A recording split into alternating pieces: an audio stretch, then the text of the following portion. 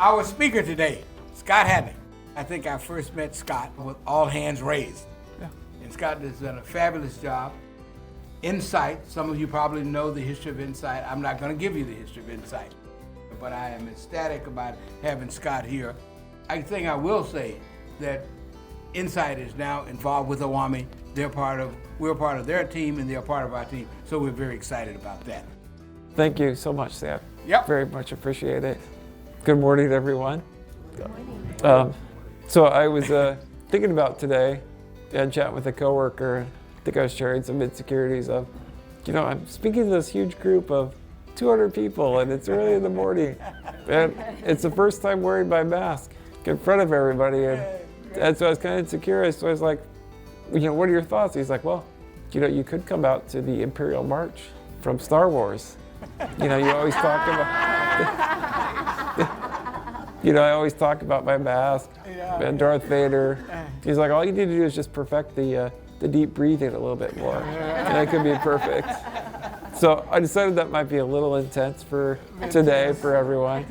But I guess what I would like to leave today at the very key point is that if I could get up here and speak with the challenges I face with a mask on, you can do anything. Anything is possible. Yes. And I think that's a key message.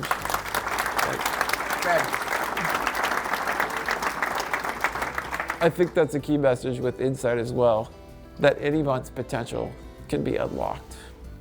It's one of those things that's been a passion in my life the last 14 years. I had self-started with several other individuals from the University of Portland, Jerry Carlton and Vale Horton, if you guys have met them over the years. And we were really key on helping create an environment where people with disabilities could really thrive and succeed. And we created this culture of expectation and empowerment.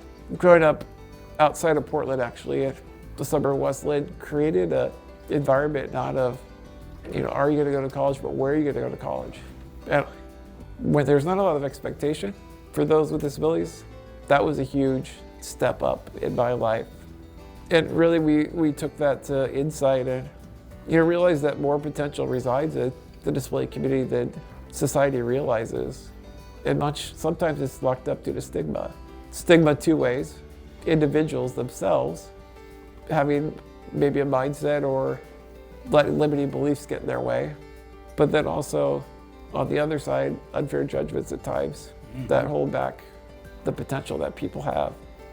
And so we've noticed over the last 14 years of Insight that that's always been true. But what we've also started to notice is that the Americans with Disabilities Act, it was landmark legislation, created so many great things in the built environment. It still has more to go, but also the categories are expanding more. So more and more is falling underneath the purview of disability, more barriers.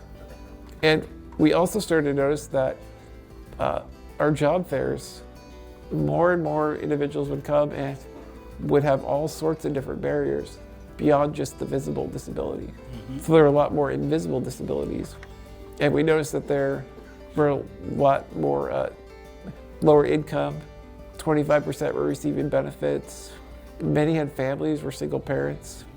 Some were veterans. Some were really underemployed, only working part-time.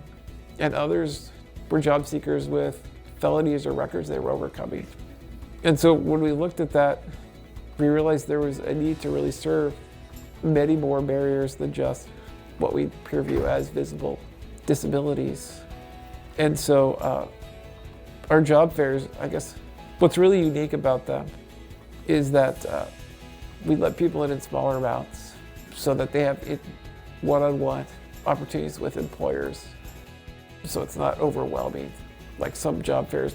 We also do an inspirational talk ahead of time with messages of like, who you are is good enough, like you're all you need to be, and give them some pep talk, whether it's, just relax. And I think what we find is a lot of job seekers will come and they need that extra coaching and support and just some encouragement. I can't tell you how many times job seekers have left thinking, I just blew up my opportunity with an employer. And they're like, I have to leave. And then some of the employers will come chasing us down, be like, where did that job seeker go? Like, I was really excited about them. They have a lot of potential. And so I think the other exciting part too for our events is we do American Idol style. So you either get a silver ticket or you get a gold ticket. If you got an interview that day, you get a silver ticket. If you got a gold ticket that day, you got a job. And so it really builds a lot of energy at the events. And what we've noticed is our success rate has been about 37% actually will have an interview scheduled or they'll get a job that day. And that's been pretty cool to see those stats. I think the other key thing with societal inclusion is, another mantra of ours is that it's neat to see those with very visible barriers and those with the invisible barriers side by side. And there's no real boundary as far as where the two meet. And so I think that's ultimately the gold standard of what we seek to achieve. So we have several programs. I obviously am not going to get into all of that. That's kind of the little background on some of the successes we've had. But aside from our employment, which I've spoken obviously quite a bit, we have an education program. So we have scholarships that we offer. We have an educational life skills curriculum.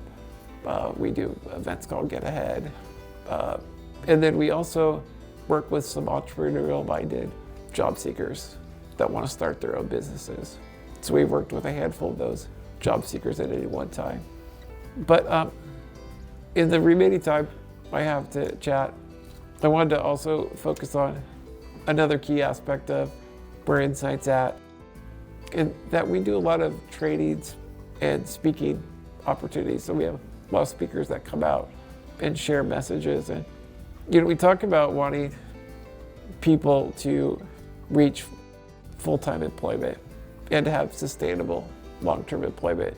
Because really, when you're employed, there's so many key things in your life that you have. Not only do you have a job, not only do you have a paycheck, not only do you have extra money in your bank accounts, you're also part of society. You're paid taxes. You're also have a purpose in your life, and you've got hope. And so all those things are, what we all in this room have that really drives us in moving forward. So if someone else doesn't have that, then I think that's where some of the other barriers can really creep up and hold someone back. And I guess for me, that's what I see Insight as. That's the message I want to share this morning. Great. And I think we want people to have that so that they don't just get a job, but they're happy and thriving. Yes. I think that's the key. And so how do we do that? We have our programs, but on the other side, it's how do you create that culture shift and change, both in the individuals, but the barriers themselves, those who are provide the opportunities for them to connect in society, and in the companies that people will be working at in the future. And so it's providing those tangible steps. I think where I can come in the picture is, for someone like me, I am an open book. I'm not afraid for someone to ask a question. And I speak to kids and they're curious, like, why do you wear that mask? How do you go to the bathroom? Why do you wear glasses? And they just want to know all these questions.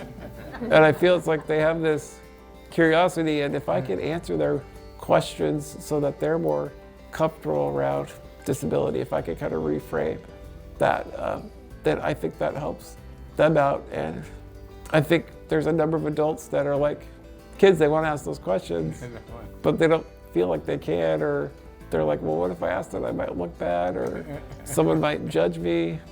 And so some of the trainings that we're able to do is we can really, I think, allow for that opportunity and environment to comfortably ask questions and get answers and feel more comfortable around disability. So I guess for us, it's bringing the humanity with the ADA to reach that inclusion gap. I asked you this morning, what can you do to make your business, more inviting, or help make it a spot where we can all live in a better Portland and Oregon? So yeah.